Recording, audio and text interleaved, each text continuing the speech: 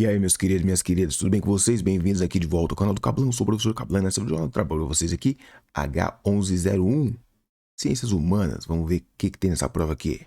Então tá aqui, caramba. Agora sim, primeiro testículo aí na tela. Revoltas camponesas do século XIV.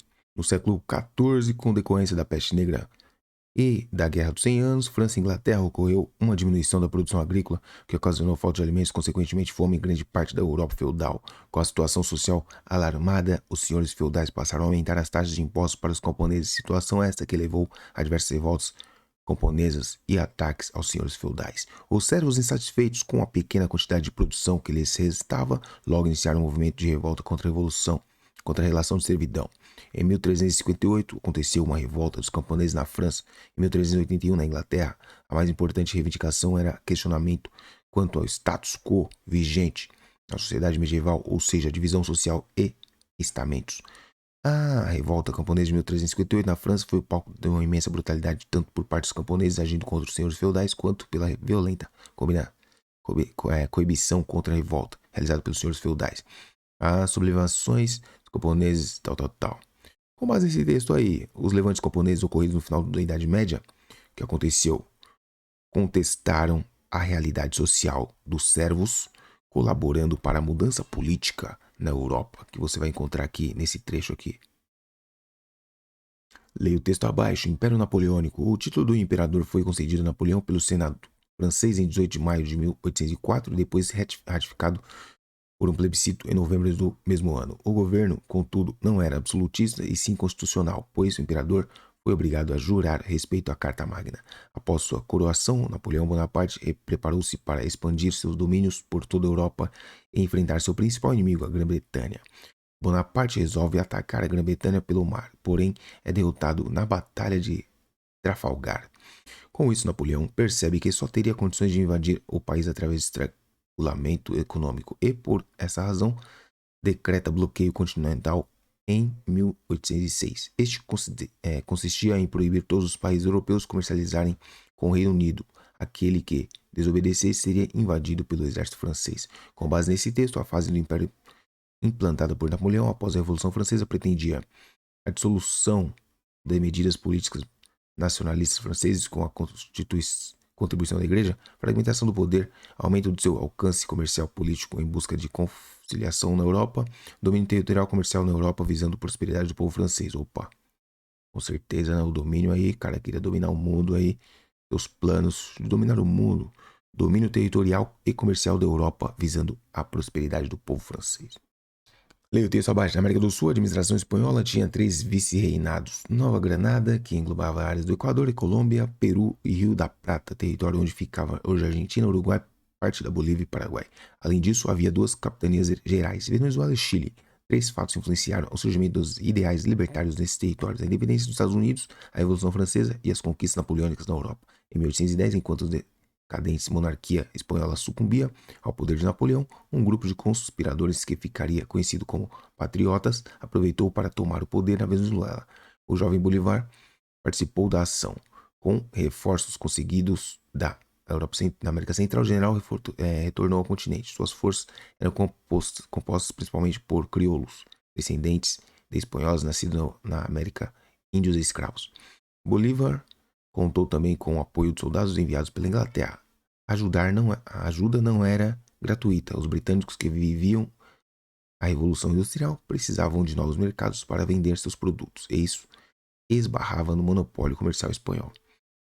Com base nesse texto, a independência das colônias espanholas na América foi ocasionada pela aliança política com indígenas, pela influência de ideais de liberdade e pela colaboração da metrópole, pela organização interna de revoltosos e pela crise política europeia. Opa, organizaram os revoltosos, né?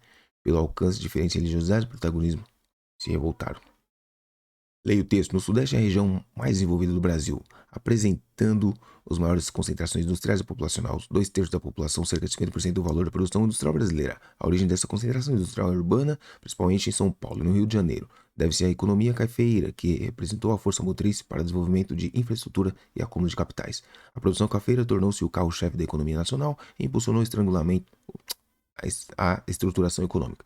política e social do Estado de São Paulo, com o desenvolvimento da malha ferroviária, melhoramento dos portos, configuração do comércio regional, proporcionando acúmulo de capitais e de mão de obra imigrante, com destaque para a presença italiana no Estado de São Paulo. Representou a passagem do trabalho escravista para a mão de obra assalariada, utilizada posteriormente na constituição das primeiras fábricas paulistas.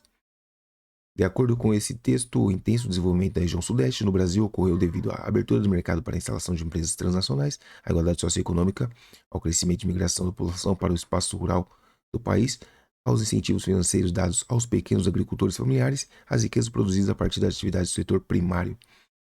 Setor primário, né, que é o quê? Plantio de café. A teoria do deslocamento continental, ou a deriva do continental, foi criada pelo geógrafo e meteorologista alemão Alfred Wegener, sei lá. A ideia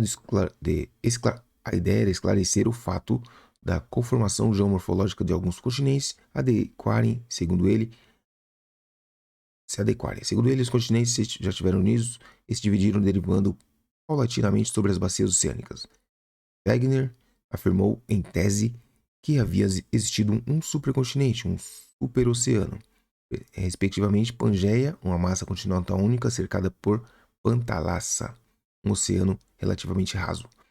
Por sua vez, este continente teria se dividido há centenas de milhares de milhões de anos, cerca de 250 milhões, com a deriva. Surgem outros dois continentes, Laurásia e Gondwana, os quais ainda se dividiriam até chegarem às atuais configurações. Esse texto descreve uma teoria que revolucionou o campo da científica de geologia. O fenômeno explicado por esse estudo ocorre devido à elevada velocidade dos ventos, à redução dos níveis do mar, ao aumento do aquecimento global, ao movimento das placas tectônicas. Movimento das placas tectônicas. Leia o texto. A Revolução Industrial causou profundas transformações no mundo. Dessas transformações deu os processos produtivos no estilo de vida dos trabalhadores. Antes da Revolução Industrial, o processo produtivo era manufaturado, ou seja, a produção acontecia em uma manufatura. Qual produção era manual, o trabalhador realizava seu trabalho por meio de sua capacidade artesanal. Com o desenvolvimento das máquinas, a produção passou a ser parte da manufatura. Isso é, a máquina era grande responsável pela produção. Assim, se antes da máquina a produção necessitava da habilidade artesanal do trabalhador, agora isso não era mais necessário, porque qualquer trabalhador poderia manejar a máquina e realizar todo o processo sozinho. Na prática, isso significa que não era mais necessário um trabalhador com habilidades manuais, e o resultado disso foi que seu salário diminuiu. Então tá aqui, ó. Primeira Revolução Industrial é marcada pelo início do processo de industrialização, ó lá, as máquinas fazendo todo o trabalho. Com base nesse texto, nessa imagem, a divisão do trabalho trazida pela Revolução Industrial acarretou aos trabalhadores a ação econômica colaborativa, a diminuição das demandas e a desvalorização da mão de obra. Diminuição, né? Precisou de menos gente para fazer. Movimento operário do século XIX. A partir da ascensão do sistema capitalista, ocorreu a ascensão de uma nova classe social, os operários, isto é, os trabalhadores das indústrias capitalistas.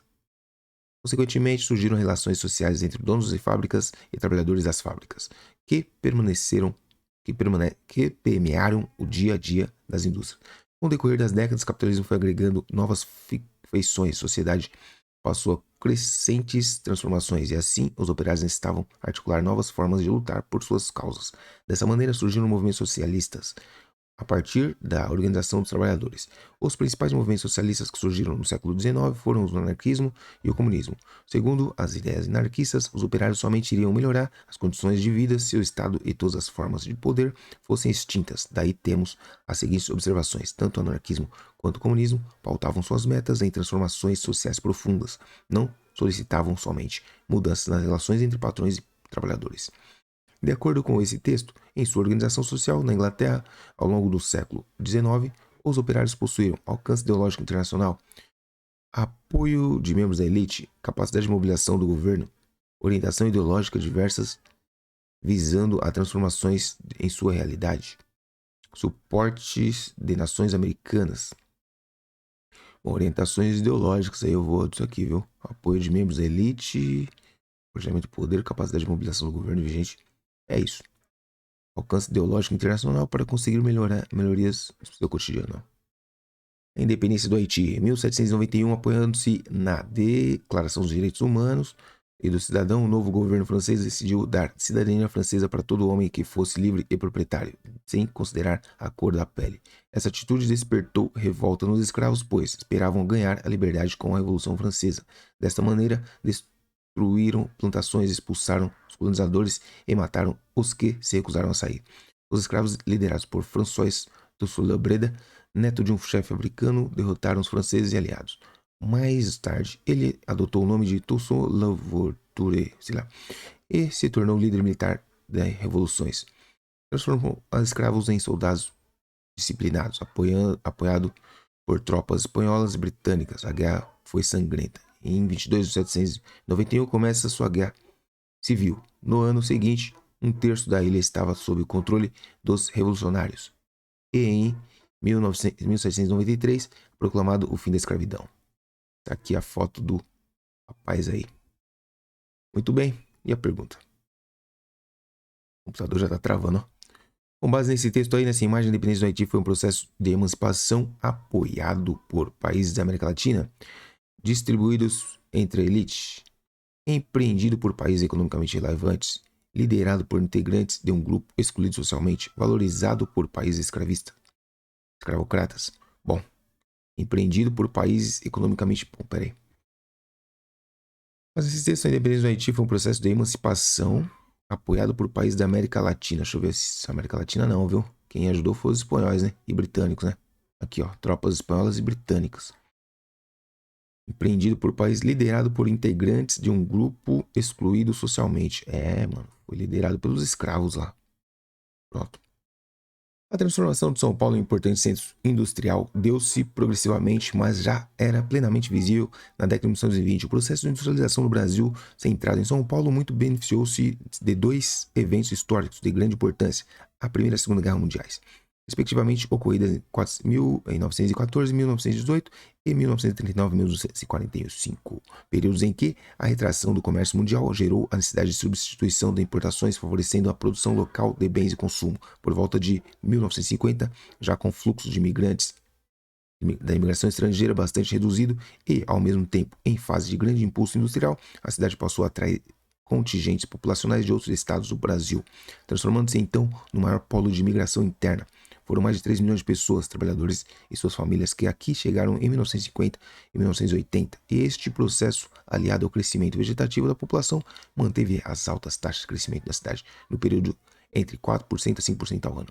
De acordo com esse texto, o desenvolvimento industrial no Brasil, no São Paulo, foi responsável por promover a diminuição da exploração ambiental, extinção das atividades de agronegócio, redução da desigualdade, aumento da qualidade de vida e, com certeza, o que? Crescimento do processo de êxodo rural, né?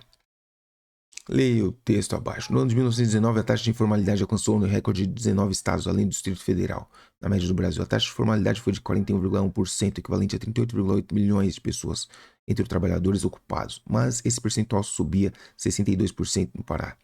No Maranhão, 60%. Os trabalhadores ocupados eram formais. No estado de São Paulo, a taxa de informalidade média de 32% no ano passado, também o nível mais elevado da série iniciada em 2016. Na passagem do terceiro trimestre de 2019 para o quarto trimestre do ano, a taxa de desemprego teve um recuo estatisticamente significativo, ou seja, superou a margem de erro. Em apenas 9 das 27 federações do estado de São Paulo, a taxa de desemprego desceu, na verdade, 12% para 11%. O movimento semelhante ao da média nacional, que saiu de 11 para 11, 11,8 para 11. Foram abertas vagas carteira assinada, privada.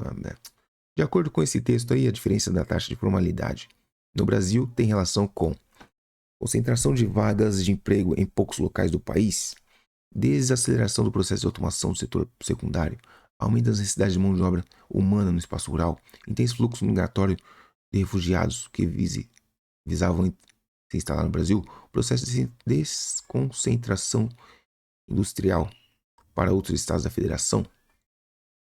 Bom, acho que é isso aqui, viu? O processo de desindustrialização industrial. Opa, tá maluco, cara? Claro que não, pô. Pera aí, mano, é isso não. Aqui, ó, você viu aqui no texto aqui que lá no Maranhão, lá a informalidade está 60%, ó.